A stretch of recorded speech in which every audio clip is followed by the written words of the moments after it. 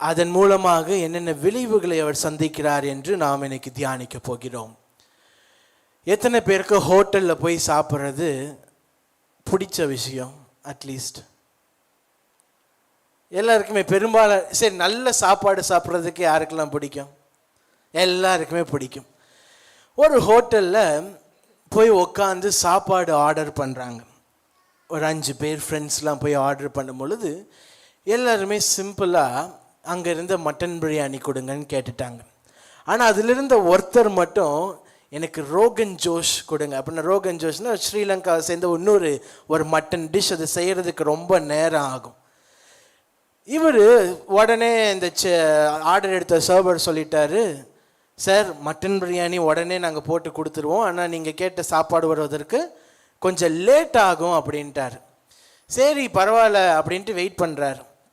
எல்லாருக்கும் மட்டன் பிரியாணி வந்துடுச்சு, வாசம் மூக்கு தொலைக்குது. ஆனால் இவரால் மட்டும் என்ன பண்ணி எனக்கு மட்டும் இன்னும் சாப்பாடு தராமையாக இருக்கிற? சார் நான் முன்னாடியே சொன்னேன் இது பிரியாணி ரெடியாக இருந்துச்சு, ஆனால் நீங்கள் கேட்ட இந்த டிஷ்ஷை செய்கிறதுக்கு எங்களுடைய ஹெட் செஃப்பே சமைச்சு கொடுப்பாரு, கொஞ்சம் லேட் ஆகும் அப்படின்னாங்க.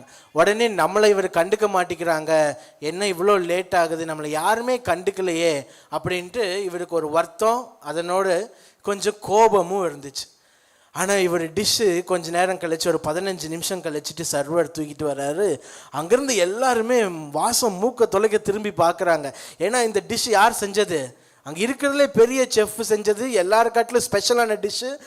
அவர் வெயிட் பண்ணதுக்கு ரொம்ப திருப்தியாக அவர் நல்ல ஒரு சுவையான ஒரு சாப்பாடு அவர் கிடச்சிருச்சு. ஆனால் அவர் அந்த சாப்பாடு கிடைக்கிறதுக்கு முன்பதாகவே அந்த தாமதத்தை அவர் தவறாக புரிந்து கொண்டார். முன்னாடியே என்ன சொல்லிட்டார் சர்வர், சாப்பாடு கிடைக்க லேட் ஆகும், நீங்கள் கொஞ்சம் வெயிட் பண்ணணும்.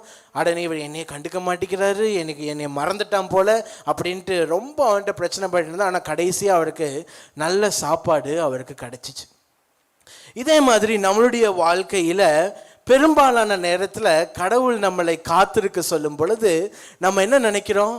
ஐயோ கடவுள் என்னை மறந்துட்டாரோ, ஐயோ சாமி உனக்கு கண்ணு இருக்குதா, என்னை பார்க்குறீங்களா, நான் பண்ணுற ஜெபனம் உங்களுக்கு கேட்குதா அப்படின்ட்டு நானும் நீங்களும் அந்த தாமதத்திற்கான காலகட்டத்தில் பதட்டம் அடைகிறோம். ஏதாவது ஒரு சில காரியங்கள் நம்ம செய்யணுன்ட்டு அங்கே முயற்சி பண்ணுறாங்க, மெனக்கெடுக்கிறோம். ஆனால் இந்த தாமதத்தின் காலத்தில் தான் கடவுள் நம்மளை உருவாக்குகிறார். இதை தான் நம்ம அப்போஸ்தலர் அதிகாரத்தில் எப்படி கடவுள் அந்த தாமதத்தின் காலத்தில் பவுலை உருவாக்கினார், பேதுருவை உருவாக்கினார் என்பதை நாம் தியானித்து வந்தோம். இன்னைக்கு நம்மளுடைய வேத பகுதியில் கதாநாயகன் யாருன்னு பார்த்தோன்னா யாரு? யாக்கோபு. யாக்கோபு கடவுள் உனக்கு என்ன பண்ணுறேன்ட்டாரு, கடவுள் உன்னை ஆசீர்வதிப்பேன்ட்டு 23வது வசனம் யாராவது வாசிக்கலாம்? ஆதியாகமம் 25வது அதிகாரம் 23வது வசனம்.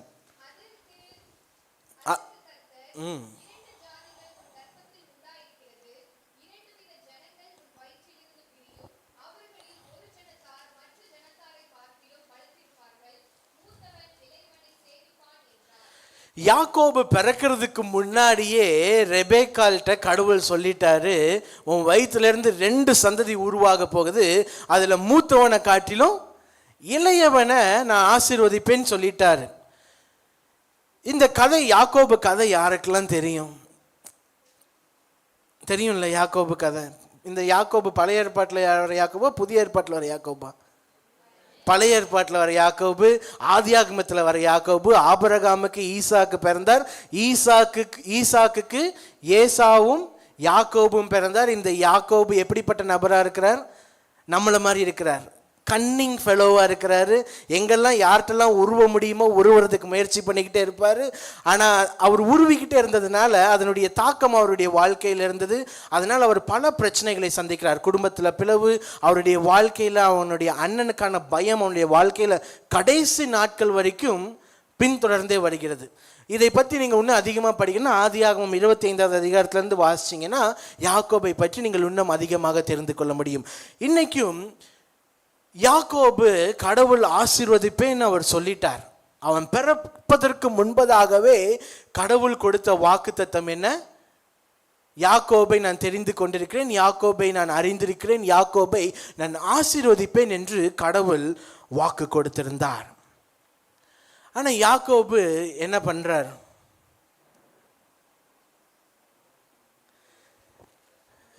பிறப்புரிமையை, அந்த சேஷ்ட, ஆங்கிலத்தில் பர்த் ரைட்னு இருக்குது, இங்கே தமிழில் சேஷ்ட புத்திர பாகம்.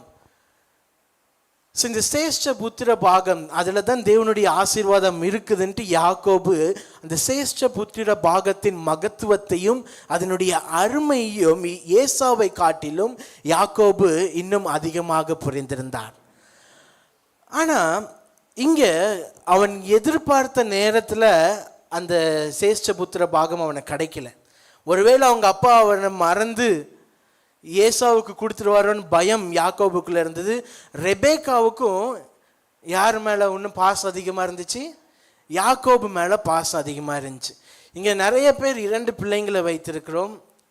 2 பிள்ளைகளையும் ஒரே மாதிரி ட்ரீட் பண்ணுறீங்களா, இல்லை வெவ்வேறு மாதிரி ட்ரீட் பண்ணுறீங்களா? நான் அந்த தலைப்புக்குள்ளே போகணும்னு நான் இன்னும் போக ஆசைப்படலை, பட் இதை நீங்கள் சிந்திக்கணும்னு ஆசைப்படுறேன்.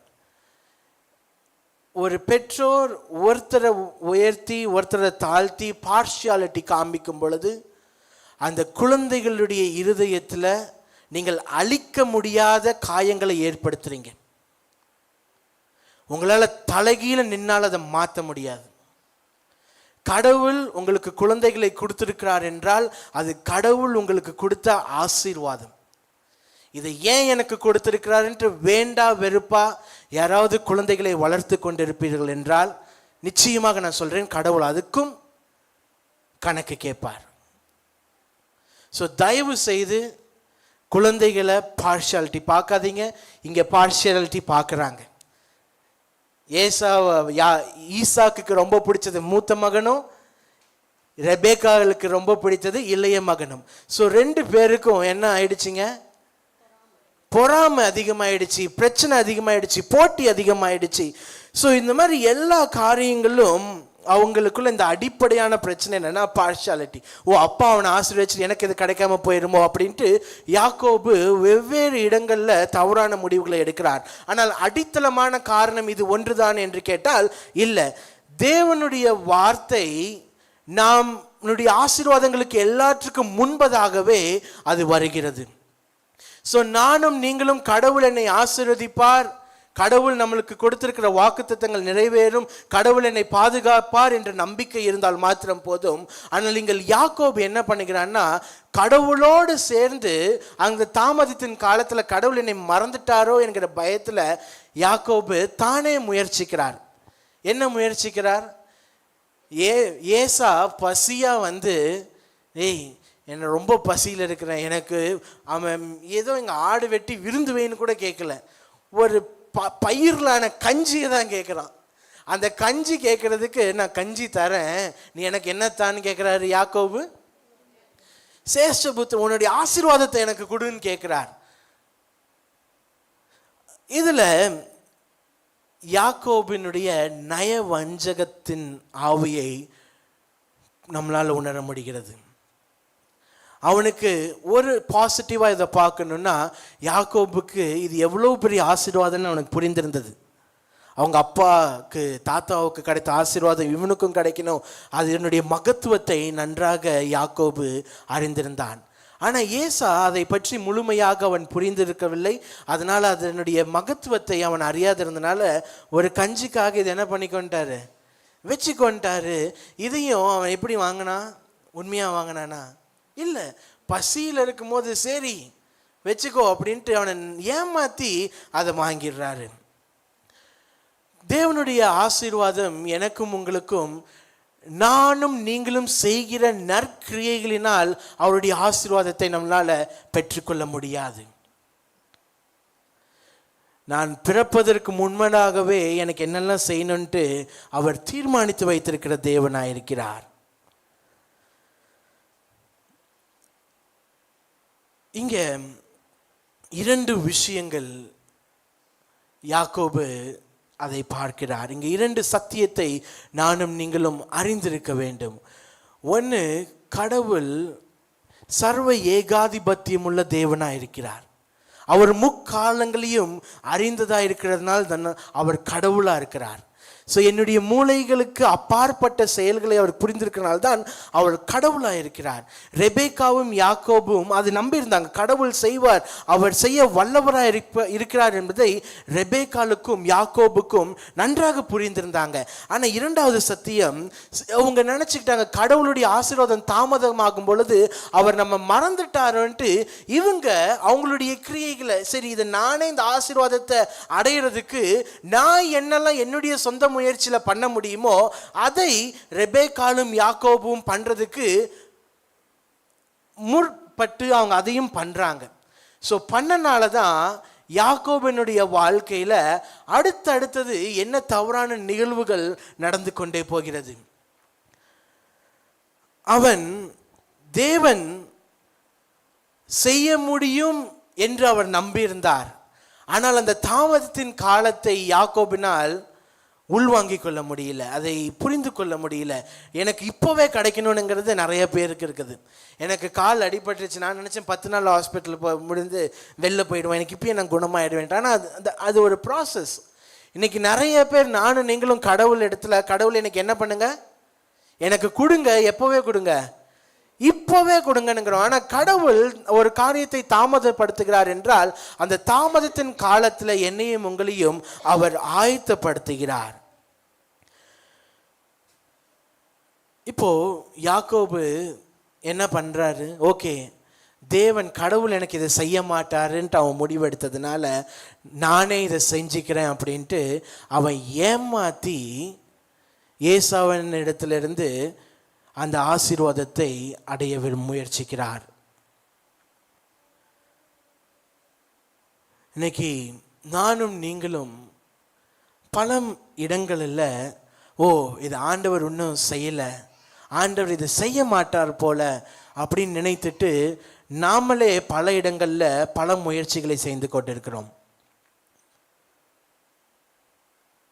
எனக்கு வேலை கிடைக்கல, முழங்கால் படியிட்டு ஜெபம் பண்ணுறதை காட்டிலும் நானே போய் தேடுறேன், நானே பண்ணிடுவேன் அப்படி நானும் நீங்களும் நம் மீது வைத்திருக்கிற நம்பிக்கையை காட்டி அதிகமாக வைத்திருக்கிறோம். ஆனால் கடவுள் செய்ய வல்லவராக இருக்கிறார் என்பதை நானும் நீங்களும் பல நேரத்தில் மறந்து விடுகிறோம்.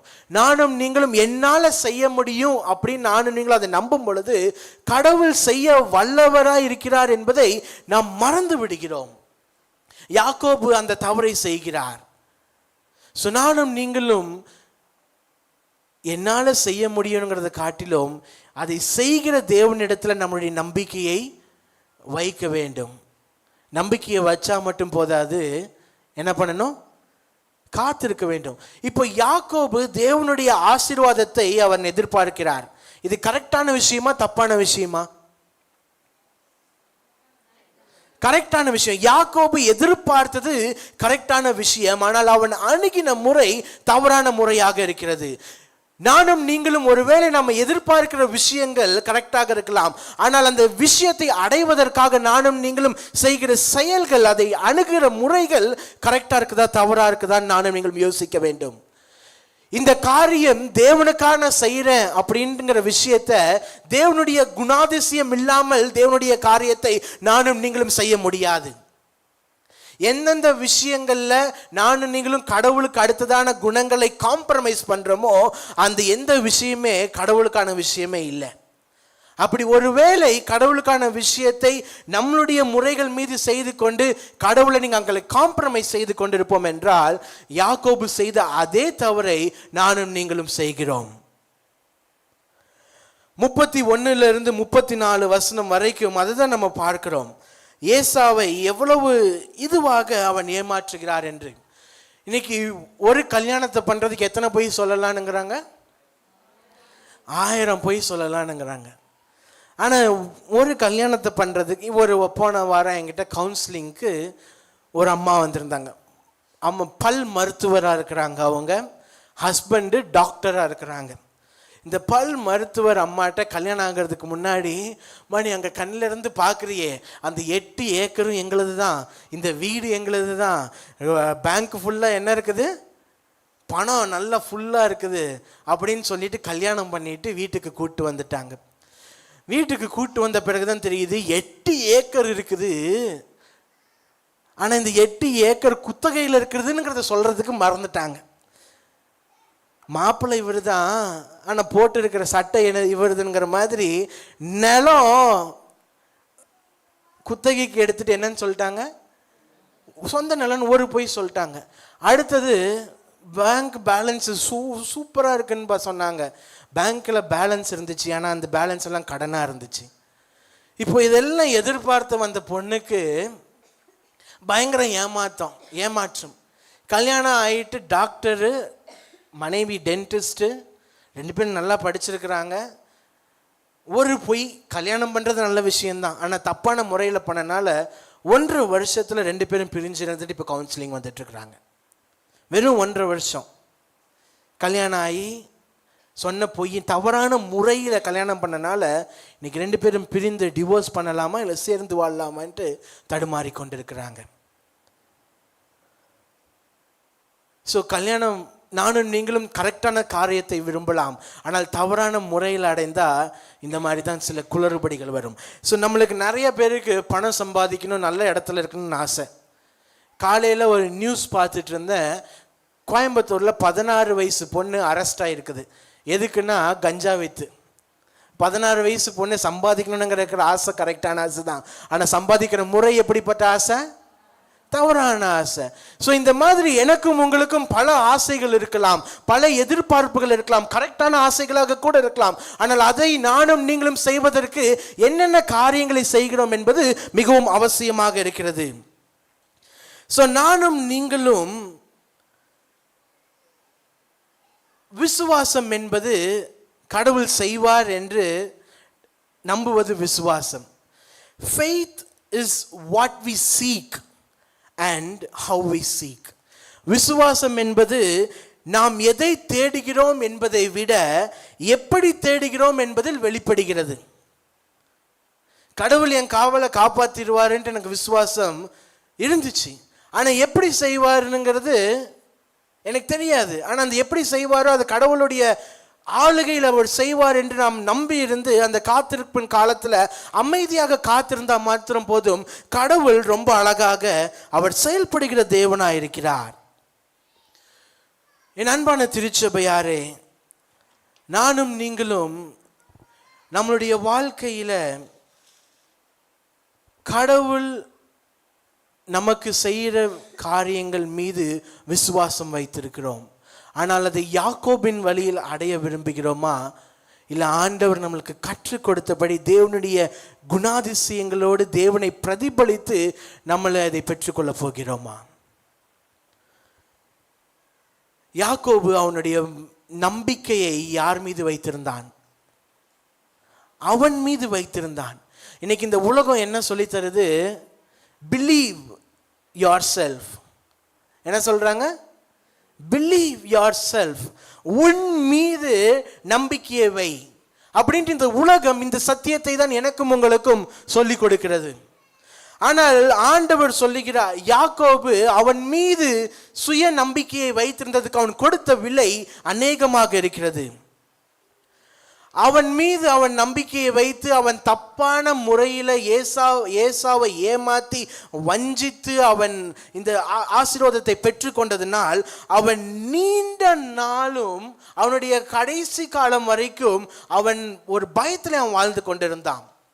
வேதத்தில் தயவு செஞ்சு போய் திரும்பி வாசிச்சு பாருங்க. அவன் திருப்பி ஆண்டவர் நீ உன் நாட்டுக்கு போனுங்கிறார், ஆனால் யாக்கோபு போறதுக்கு ஒரே பயம். ஏன் பயப்படுறான்? அவன் செய்த தவறுகள் அவனை பின்தொடர்ந்து வருகிறது. நானும் நீங்கள் இன்னைக்கு நம்ம செஞ்ச விஷயம் முடிஞ்சிருச்சு, மறந்துட்டோம்னு நினைக்கலாம். ஆனால் every reaction as a equal and opposite reaction. நம்ம செய்கிற எல்லா காரியங்களுக்கும் அதற்கான வினைகள் தாக்கங்கள் நிச்சயமாக இருக்கிறது. ஸோ யாக்கோபு செய்ததற்கான அதனுடைய விளைவாக அவனை நீண்ட காலம் அவன் பயம் அவனை பின்தொடர்ந்தது. அடுத்தது அவனுடைய சொந்த அப்பாவை ஏமாத்திட்டான். ஒரு 5 ரூபா உங்க பிள்ளை உங்களை ஏமாத்தி உங்ககிட்ட இருந்து எடுத்துட்டா உங்களால் தூங்க முடியுமா? நிம்மதியா தூங்க முடியாது. ஐயோ நம்மளை போய் ஏமாத்திட்டானே, இவ்வளவு நேசிச்சு இவ்வளோ அன்பா இருக்கிற நம்மளை ஏமாத்திட்டானே. இப்போ யாக்கோபு தன்னுடைய சொந்த தகப்பனை ஏமாத்துறான். தந்தை அவ தந்தையவே வஞ்சித்ததுனால அவன் அந்த குடும்பம் என்ன ஆயிடுச்சுங்க, சீர்குலைந்து போயிடுச்சு. குடும்பத்துல பிளவு வந்துடுச்சு.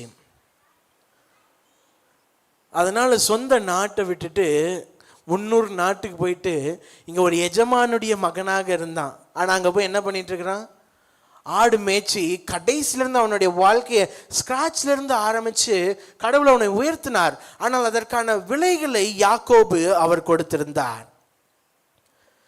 இங்க தேவன் கொடுத்த வாக்குத்தத்தம் தோல்வி அடையல. ரெபேக்காவுக்கு ஆண்டவர் கொடுத்த வாக்குத்தத்தம் இங்க தோல்வி அடையல. ஆனா யாக்கோபு அந்த ஆசீர்வாதத்தை பெற்றுக்கொள்ள இவ்வளவு குளறுபடிகள் செய்தாலும், இவ்வளவு ஆண்டவருக்கு எதிரான காரியங்கள் செய்தாலும், ஆண்டவருடைய கிருபையினால் யாக்கோபை ஆண்டவர் அரவணைத்தார். நானும் நீங்களும் ஆராதிக்கிற தேவன் இவ்வளவு கிருபை நிறைந்த தேவன்.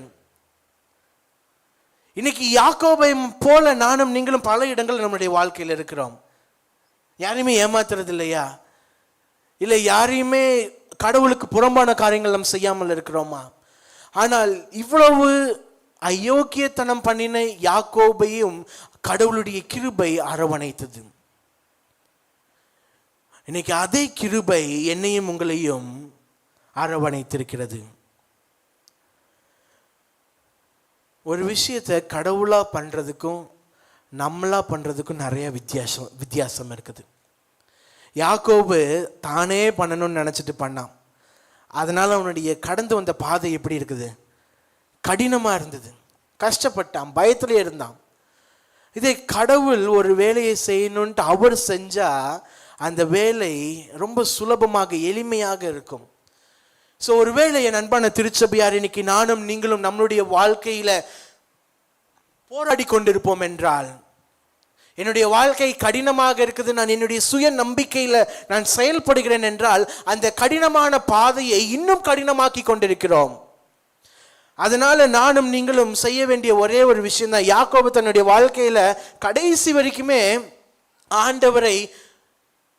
ஆண்டவர்கிட்ட பற்றி கொண்டு, ஆங்கிலத்தில் அழகான வார்த்தை கிராஸ்பிங், அவன் ஏதாவது ஒரு விஷயத்தை ஆண்டவர்கிட்ட புடுங்கணுன்ட்டே இருந்தான். கடைசியில் ஒரு ஆற்றங்கரையில் அவன் இருக்கும் பொழுது கடவுள் அவனை ஒரு நபர் வந்து அவங்க கூட என்ன பண்றாரு, போராடி கொண்டிருக்கிறாரு. லிட்டரலா மல்யுத்தம் மாதிரி போராடிட்டு இருக்கிறாங்க. கடைசியில் அவன் அப்பவும் பிடிச்சிட்டு என்ன கடைசியை கேட்கிறான் யாக்கோபு, என்னை ஆசீர்வதிச்சாதான் அவங்களை என்ன பண்ணுவேன், விடுவேன் அப்படின்ட்டு இறுக பிடிச்சிட்டு ஆசீர்வதிங்கன்னு கேட்டுட்டு இருக்கிறார். யாராவது ஒருத்தர், ஜோயல் நீங்க முன்னாடி வரலாம், என்கிட்ட வா, சீக்கிரம் வா, இங்க வந்துடும்.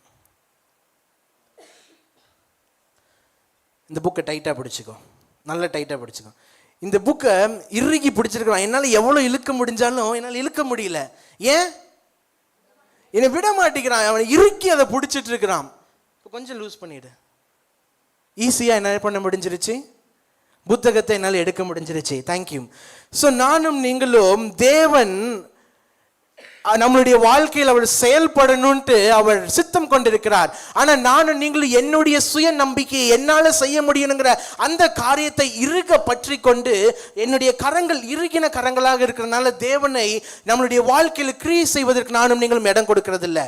இப்போ ஜோயல் அவனுடைய கையை கொஞ்சம் விரிவடைந்து ஈஸியாக கொடுத்தோன்னே என்ன ஆயிடுச்சு, புக்கு ஈஸியாக வெளில வந்துடுச்சு. அதே மாதிரி கடவுள் நம்மளுடைய வாழ்க்கையில செயல்படணும்னு ஆசைப்படுறார். கடவுள் நம்மளுடைய வாழ்க்கையை சுத்திகரிக்கணும்னு ஆசைப்படுறார். கடவுள் நம்மளுடைய வாழ்க்கையில் நம்மளுடைய ஆசீர்வதிக்கணும்னு அவருடைய திட்டமாக இருக்கிறது. ஆனால் நானும் நீங்களும் தேவனை நம்மளுடைய வாழ்க்கையில் கிரியை செய்ய விடாமல் பல காரியங்களை நானும் நீங்களும் பற்றி கொண்டிருக்கிறோம். அது என்ன காரியத்தை நீங்களும் நானும் பற்றி கொண்டிருக்கிறோம் என்பதை நீங்கள் சிந்திக்கணும்னு நான் ஆசைப்படுகிறேன். யாக்கோபை ஆற்றங்கரையில் தேவன் என்ன செய்தார், அவனுடைய ஹிப் சாக்கெட்டை, இடுப்பெலும்ப டிஸ்லோகேட் பண்ணி விட்டுட்டார். ஆனால் அவன் வாழ்க்கை ஃபுல்லாக என்ன பண்ணான், நொண்டி தான் நடந்தான். ஸோ இவ்வளவு நாள் இறுகிப்பட்டிருந்த யாக்கோபை கடவுள் கடைசி அவருக்கு என்ன புரிய வச்சுட்டாரு, நீ என்னை சார்ந்துதான் இருக்க வேண்டும். ஸோ நானும் நீங்களும் யாக்கோபு அவனுடைய பிடியை ரொம்ப இறுக்க பிடிச்சிருந்தான். அதனால கடவுள் அவனுடைய பிடியை வலுவிலக செய்தார். அதற்கான யாக்கோபு கொடுத்த விலை அதிகமாக இருக்கிறது. இன்னைக்கு நானும் நீங்களும் இந்த காரியத்தை இறுக பிடித்து கொண்டிருக்கிறோம். 2024 நவம்பர் 15 காலையில் 10 மணி வரைக்கும் நான் என்னுடைய வாழ்க்கையில் சில காரியங்களை இறுக பிடித்து கொண்டிருந்தேன். என்னால் செய்ய முடியும், எனக்குள்ள அந்த தாட் அதிகமாக இருக்கும், என்னால் இது செய்ய முடியும்.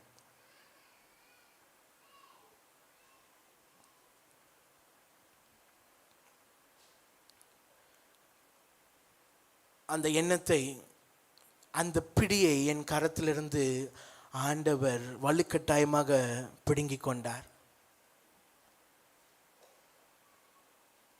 ஒருவேளை கடந்து வந்த பாதை கடினமாக இருக்கலாம், ஆனால் இப்பொழுது நான் என் பிடியை பற்றி கொள்வதை காட்டிலும் அவர் பாதத்தை நான் பற்றி இருக்கிறேன்.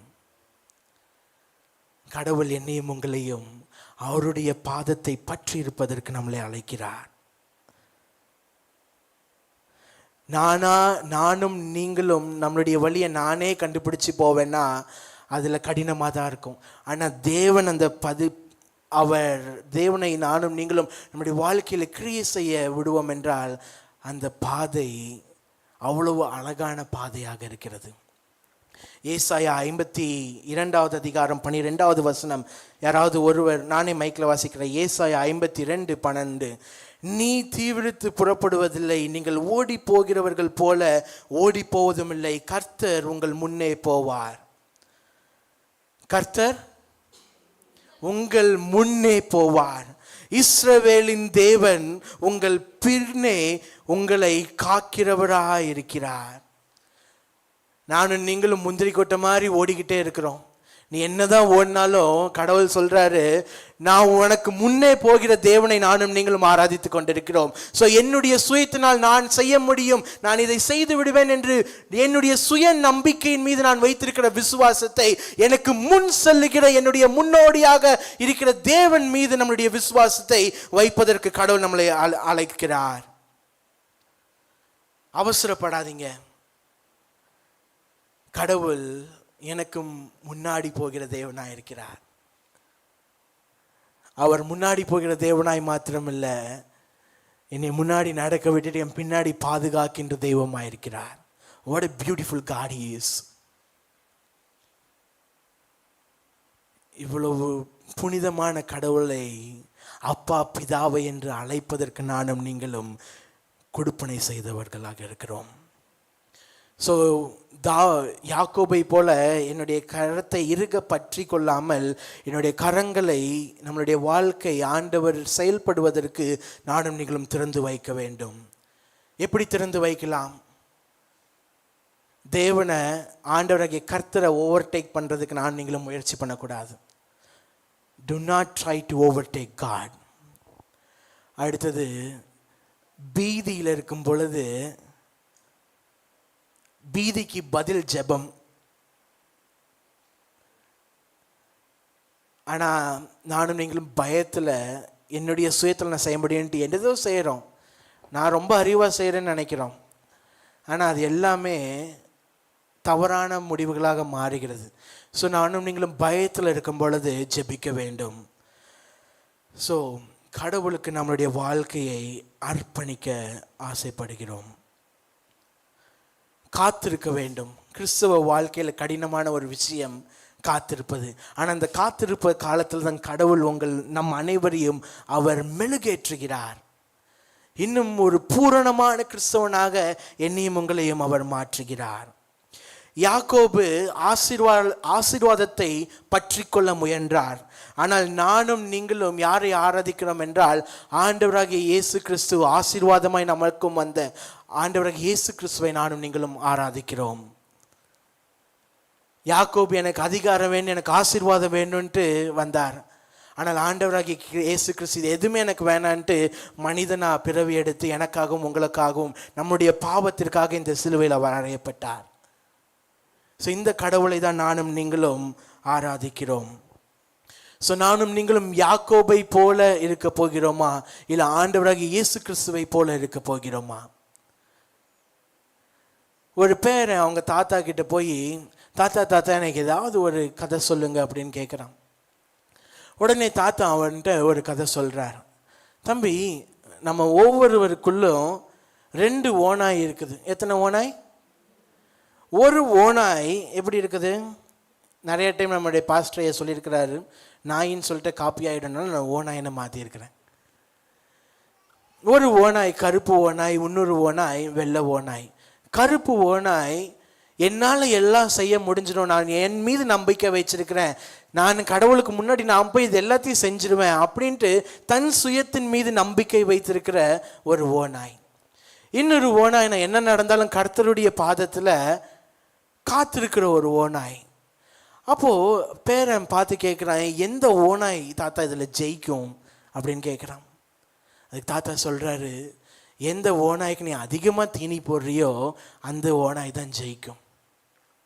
அன்பான திருச்சபையாரே, நானும் நீங்களும் நமக்குள்ள இருக்கிற ஆவிக்கு எதுக்கு அதிகமாக தீனி போடுகிறோம்? என்னுடைய சுயத்தினால் செய்ய முடியும், என்னால் முடியும், நான் தேவன் இந்த தாமதத்தின் காலகட்டத்தில் நான் செயல்படுவேன்ட்டு ஏதாவது முந்திரி கொட்டத்தனமாக பண்ணிகிட்டே இருப்பேன் அப்படின்னுங்கிற இதுக்கு நானும் நீங்களும் தீனியை போட்டு கொண்டிருக்கிறோமா? இல்லை தேவனுடைய வார்த்தையை இன்னும் ஆழமாக ஆராய்ந்து தியானித்து அவருக்காக காத்திருக்கிற பாஸ்டருக்கு நானும் நீங்களும் நம்மளை உருவாக்குகிறோமா? இன்னைக்கு நீங்கள் எந்த குணத்தை வளர்க்க போகிறீர்கள்? சிலர் ஒருவேளை என்னோடு சேர்ந்து, ஆண்டவரே, நான் பற்றி கொண்டிருக்கிற காரியங்களை விட முடியாமல் தருமாடுகிறேன், எனக்கு பலன் தாரும் என்று கேட்டால் கடவுள் செய்ய வல்லவராயிருக்கிறார். ஸோ நம்மளுடைய பயணத்தின் முன்னோடியாகிய தேவன் உங்கள் சொந்த சக்தியால் ஒருபோதும் செல்ல முடியாத இடத்திற்கு உங்களை அழைத்து செல்வார். என்னால் செய்ய முடியாத காரியங்களை அவர் என் மூலியமாக அவர் செய்வார் என்றால் அதற்கு நானும் நீங்களும் கீழ்ப்படிய வேண்டும். என்ன, இதன் தயவுசெய்து தப்பாக புரிந்து கொள்ள வேண்டாம். அதுக்குன்ற உங்களை அம்பானி ஆக்குவார் நான் சொல்ல. 15 ஆத்மாக்களை நாங்கள் எப்படி கொண்டு வருவது, எங்களால் இது எப்படி செய்ய முடியும் ஆண்டவரேன்ட்டு ஒருவேளை நானும் நீங்களும் சிந்தித்து கொண்டிருப்போம் என்றால், ஆண்டவர் நம்மளுடைய திருச்சபை அவர் மீது நம்பிக்கை வைத்து அவர் செயல்படுவார். நான் விதைக்க வேண்டியது என்னுடைய காரியம், சுவிசேஷத்தை அறிவிக்க வேண்டியது என்னுடைய பணி என்று நம்மளுடைய பணியை நாம் நேர்த்தியாக செய்தால் ஆண்டவர் அதற்கான பலன்களை அவர் தர வல்லவராயிருக்கிறார். கண்களை மூடி ஜெபிப்போம். அன்புள்ள எங்கள் பரமபிதாவே, இந்த காலை வேளைக்காக நாங்கள் நன்றி செலுத்துகிறோம்.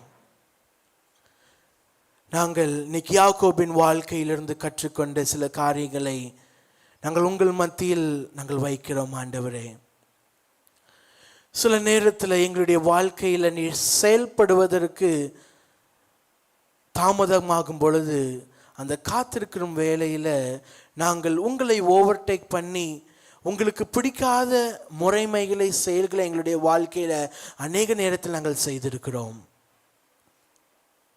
ஒருவேளை இப்பொழுது நாங்கள் எதிர்பார்த்து கொண்டிருக்கிற சூழ்நிலை மாறாத இருக்கும் பட்சத்தில் நாங்கள் அந்த சூழ்நிலையை எப்படி சரி செய்ய வேண்டும் என்று நாங்களாகவே பல முயற்சிகளை செய்து கொண்டிருக்கிறோம் ஆண்டவரே.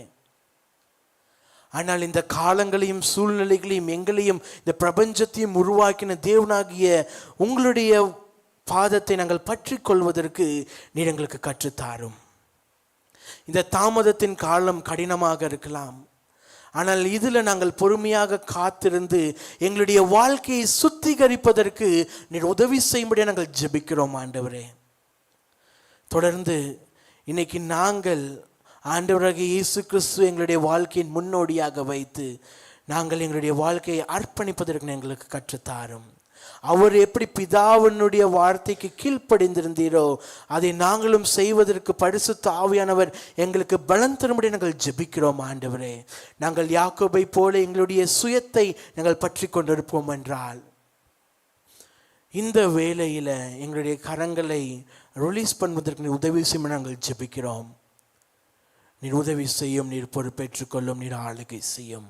ஆண்டவராகிய இயேசு கிறிஸ்து நாமத்தினால் ஜெபிக்கிறோம் பிதாவே, ஆமென். என் ஆத்துமாவே கர்த்தரை